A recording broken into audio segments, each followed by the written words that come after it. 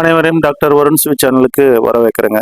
இன்னைக்கு நம்ம பேச போற டாபிக் சாதாரணமானது இல்லைங்க. தமிழ்நாட்டோட அரசியல் வரலாறு தான். இந்த மாதிரி 1952 இருந்து ஆரம்பிச்சு இப்ப வரைக்கும் யார் யார் ஆட்சி செஞ்சாங்க, எப்படி எல்லாம் மாற்றம் வந்தது, மக்கள் எப்படி டிசிஷன் எடுத்தாங்க அப்படின்றதெல்லாம் நம்ம முழுசா பார்க்கலாம். நம்ம இந்த டாபிக் ஆரம்பிக்கணும் அப்படின்னா ஃபர்ஸ்ட் 1952 இருந்து தாங்க போகணும். அந்த காலத்துல தமிழ்நாடு அப்ப மெட்ராஸ் அப்படின்ற மாநிலமா தான் முழுக்க இருந்தது. அப்போ ஆட்சி செஞ்சது இந்தியன் நேஷனல் காங்கிரஸ் ஆட்சி தாங்க.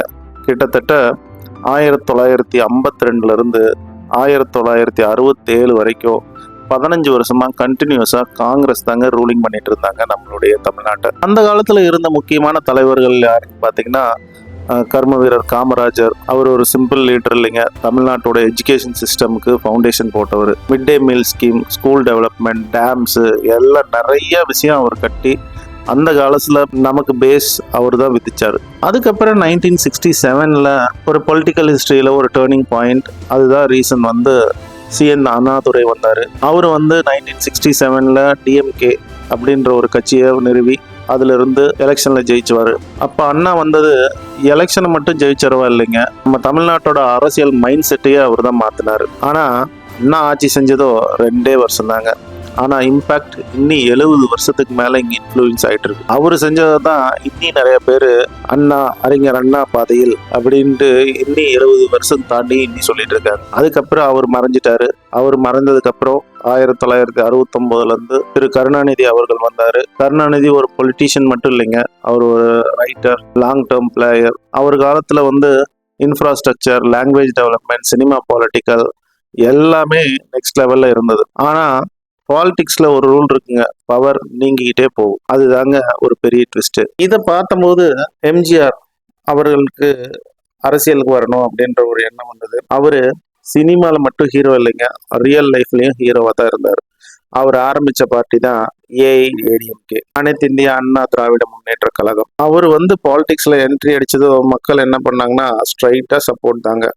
1977 ஆரம்பிச்சது 1980, 1984 3 எலெக்ஷனும் கண்டினியூஸா அவர் தான் சிஎம்மா இருந்தார். இந்த மாதிரி ஒரு மாசான லீடர் இனிமேல் நமக்கு கிடைப்பாங்களா அப்படின்னா அது ஒரு கேள்விக்குறிதாங்க. ஆனா ஒரு ஹார்ஷ் ரியாலிட்டி என்னன்னு பாத்தீங்கன்னா அவர் பீக்ல இருக்கும் போதே அவர் இறந்துட்டார். அதுக்கப்புறம் தமிழ்நாடு பாலிடிக்ஸ் மறுபடியும் ஸ்டேபிள் இல்லை.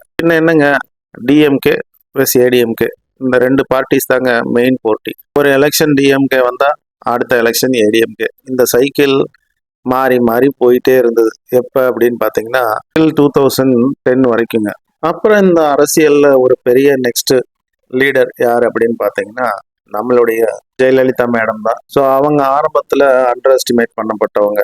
ஆனா லேட்டர்ல அவங்க தான் அயன் லேடி ஆஃப் தமிழ்நாடு அப்படின்னு சொல்ற லெவலுக்கு அவங்க மாறிட்டாங்க. 2011 அவங்க சிஎம் ஆனதும், அதாவது கண்டினியூஸா எம்ஜிஆர் மறைவுக்கு அப்புறம் டிஎம்கே ஏடிஎம்கே அப்படின்னு மாறி மாறி கஷ்டப்பட்டு திருப்பி திருப்பி அந்த சைக்கிள் போயிட்டே இருந்தது. அந்த சைக்கிள் எப்போ நிற்க ஆரம்பிச்சது அப்படின்னா 2011 திருப்பி ஜெயலலிதா அவர்கள் சிஎம் ஆனாங்க. 2011 அவங்க சிஎம் ஆகி அவங்க மக்களுக்காக மறுபடியும் உழைக்க ஆரம்பிச்சாங்க. அவங்க உழைச்சதுனால என்னன்னா திருப்பியும் 2016 நடந்த எலெக்ஷன்லயும் மக்கள் மகத்தான வெற்றியை அவங்களுக்கு கொடுத்தாங்க. நம்ம தமிழ்நாடு அரசியல்ல ஆஃப்டர் எம்ஜிஆர் அவர்களுக்கு அப்புறம் அதே ஏடிஎம்கேல ஜெயலலிதா அவர்கள் திருப்பியும் ஆட்சியில 2வது தடவையா பிடிச்சாங்க. தமிழ்நாட்டுல இதெல்லாம் ரேரா நடக்கிற விஷயம். சேம் பார்ட்டி செகண்ட் டைம் கண்டினியூஸா வெற்றி பெறதெல்லாம். ஆனா இங்கேயும் சேம் பேட்டர்ன் தான். பீக்ல இருக்கும்போது அவரும் மறைஞ்சிட்டாங்க. இதுல ஒரு டேஞ்சரஸ் பேட்டர்ன் என்ன இருக்குன்னா இதை நீங்களே நோட்டீஸ் பண்ணும்.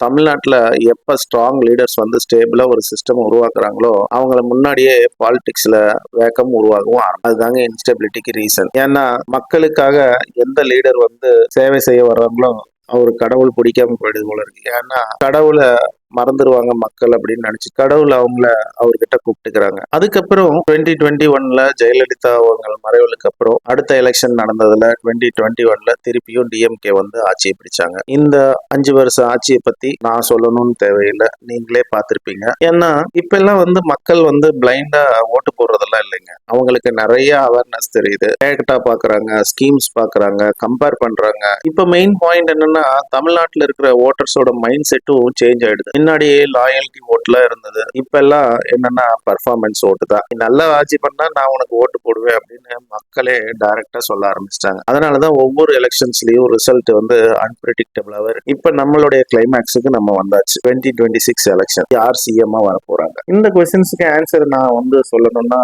மக்கள் என்ன மூட்ல இருக்காங்கன்னு நம்ம பார்க்கணும். ஏன்னா தமிழ்நாட்டுல ஃபைனல் டிசிஷன்ஸ் எப்பயுமே மக்கள் கையில தான் இருக்கு. டேட்டா ட்ரெண்ட் கடத்த எலெக்ஷனோட ரிசல்ட் எல்லாமே ஹிண்ட் கொடுக்கும். ஆனா ஃபைனல் ரிசல்ட் அது மக்களோட ஓட்டிங் மிஷின்ல தாங்க இருக்கு. அதனாலதான் இந்த எலெக்ஷன் ஒரு சாதாரண எலெக்ஷன் இல்லை அப்படின்றத நான் சொல்ல வரேன். இந்த எலெக்ஷன் டிசைட் பண்ண போறது தமிழ்நாடோட நெக்ஸ்ட் டைரக்ஷன் தான். இப்ப ஷார்ட்கட்டா நம்ம கிளைமேக்ஸுக்கு வருவோமே. ஒரு சின்ன கன்க்ளூட பார்த்தா, காங்கிரஸ் 15 வருஷம் தொடர்ச்சி ஆட்சி செஞ்சது. அதுக்கப்புறம் எம்ஜிஆர் அவர்கள் தொடர்ச்சியா 3 வருஷம் ஆட்சி செஞ்சாங்க. எம்ஜிஆர் ஆட்சிக்கு அப்புறம் அடுத்து தொடர்ச்சியா ஆட்சி செஞ்சது திரு ஜெயலலிதா அவர்கள். அவங்க 2 பேருமே வந்து ஆட்சியில இருக்கும் போதே மறைஞ்சிட்டாங்க. அதுக்கப்புறம் இப்ப என்னன்னா, இன்னைக்கு 2026ல இது ஒரு கிளைமேக்ஸ். இன்னைக்கு இந்த டிஎம்கே தொடர்ச்சியா 2வது முறை ஆட்சியை பிடிக்குமா, அந்த சரித்திரத்துல வருமா அப்படின்றது மக்கள் கையில தான் இருக்கு. இந்த தமிழ்நாடோட எலெக்ஷன் ஹிஸ்டரியை நான் இப்ப பார்க்கும் போதே நீங்க ஒரு கன்க்ளூட் ஆகிக்குவீங்க. எந்த பார்ட்டி எந்த லெவல்ல எந்த சீன்ல வந்து அவங்க வந்து ஸ்ட்ராங்கா இருந்திருக்காங்க அப்படின்றத நம்ம தெரிஞ்சுக்கலாம். பட் அப்ப எல்லாம் வந்து மக்கள் வந்து ரொம்ப லாயலா இருந்தாங்க. பட் இப்ப இருக்கக்கூடிய scenario total change. we cannot predict. So இப்போ ப்ரெடிக்ட் பண்ண போறது எல்லாமே அலையன்சஸ் பொறுத்து தாங்க. இன்னும் ரொம்ப சிம்பிளா உங்களுக்கு சொல்லணும் அப்படின்னா, இப்ப இருக்கக்கூடிய தலைவர்கள் மக்களுக்காக இருக்கிறாங்களா இல்லையா அப்படின்றது இன்னும் ரொம்ப பெரிய கேள்விக்குறியா இருக்கு. ஏன்னா ஒரு 2-3 இன்சிடென்ட் நானே உங்களுக்கு சொல்லலாம். திரு கமலஹாசன் அவர்கள் மக்கள் நீதி மையம் அப்படின்ற ஒரு பார்ட்டியை ஆரம்பிச்சாங்க 2019ல. அவங்க ஆரம்பிச்சு ஒரு எலெக்ஷன் தான் நின்னாங்க. அந்த எலெக்ஷன்ஸ்லயே எந்த இதுலயும் ஓட்டு பிடிக்கல. எம்பி சீட் வாங்கிட்டு இந்த எலெக்ஷன்ஸ்ல எந்த சீட்லயுமே நிக்காம அவரை நம்பி வந்த எல்லா தொண்டர்களையும் நடுவில் விட்டுட்டு போயிட்டாங்க. அதே மாதிரி டிஎம்டிகே விஜயகாந்த் சார் அவர்களோட கட்சியும் யார் பிடிக்காது அப்படின்னு நினைச்சிட்டு இருந்தாங்களோ அவங்க கட்சியிலேயே அவங்க போய் சேர்ந்திருக்காங்க அவர் மறைவுக்கு அப்புறம். இதுவுமே வந்து அரசியல் ப்ரெடிக்ஷன்ஸ்ல ஒரு பெரிய மாற்றம் தான். இந்த மாதிரி நடக்க சினாரியோல நடந்துட்டு இருக்கும் போது அப்பா மகனுக்குள்ளேயே வந்து அடுத்த கட்சி சண்டை, அதுல அப்பா ஒரு கட்சி மகன் ஒரு கட்சி, இவங்க எல்லாம் வந்து நாட்டுல எப்படி நம்மளை வந்து ரூல் பண்ணி நமக்கு என்ன நல்லது செய்ய போறாங்க அப்படின்றதுதான் இங்க மிகப்பெரிய கேள்வியாவே இருக்கு. நீங்க எல்லாருமே சிந்திங்க. இங்க இருக்கக்கூடிய அனைத்து தலைவர்கள் தகுதியானவர்களா என்ன அப்படின்றதையும் நீங்களே சிந்திங்க. ஏன்னா இவங்கள யாருமே தகுதி இல்லைனாலும் நம்ம இவங்களுக்கு மட்டும்தான் ஓட்டு போட்டு ஆக முடியும். ஏன்னா அவங்க எல்லாம் தான் பவர்லையும் செல்வாக்குலையும் இருக்கிறாங்க. செல்வாக்கு இல்லாம தனியா வந்து யாராவது சுயேட்சையா வந்து நின்னாங்கன்னா அவங்க வந்து செவுத்த பார்த்து கத்திட்டு இருக்கிற மாதிரி தான் இருக்கும். ஏன்னா இங்க இருக்கக்கூடிய மக்களும் யாரும் அவங்கள வந்து திரும்பி பார்க்க போறது இல்லை. அதனால இந்த அரசியல் என்னும் தகுதியில தான் நம்ம என்னைக்கு மூழ்கி ஓடிட்டே இருக்கு. அதுல பார்த்து சூதானமா மூழ்கி இருக்கு. இதை பத்தி நீங்க என்ன நினைக்கிறீங்க அப்படின்றத உங்களுடைய கருத்துக்கள்ல நீங்களும் பதிவு செய்யுங்க. மீண்டும் அடுத்த சுவாரஸ்யமான தகவலுடன் உங்களை சந்திக்கிறேன். இப்படிக்கு உங்கள் வருண்.